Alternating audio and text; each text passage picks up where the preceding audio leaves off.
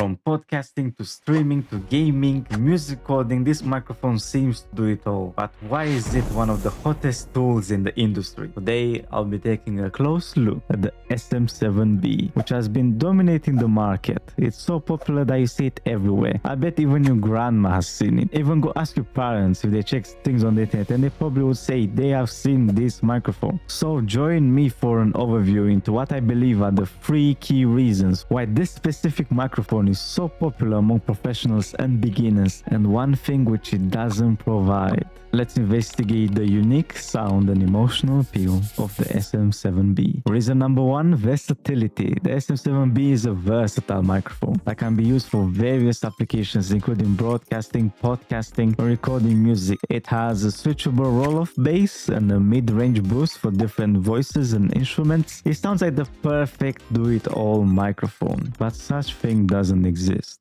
Yet, many different types of people in different professions and settings still will pick this mic even if it doesn't meet their exact requirements. But why? Which leads me into reason number 2. It has a strong brand reputation for quality and reliability. The Shure brand has built a strong reputation for quality and reliability.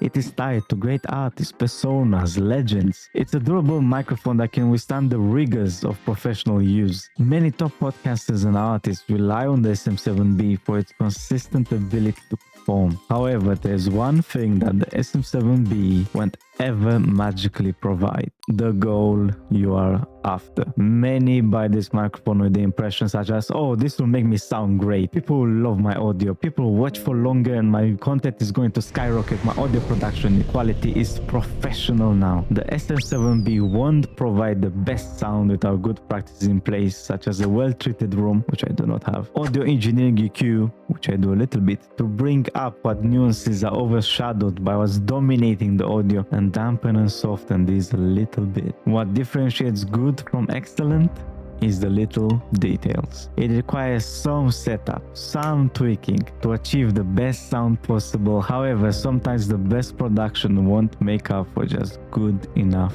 content. But many people still don't complain about the microphone or feel they wasted money, and even with all the choices they will still keep the SM7B in their daily arsenal. Which brings me to, this is how the SM7B ended up in so many studios and people's homes. The biggest reason: emotional appeal, and I like to call this the emotional trap. The SM7B makes you think subconsciously. It enhances the meaning of your words. It has this inherent warmth presence.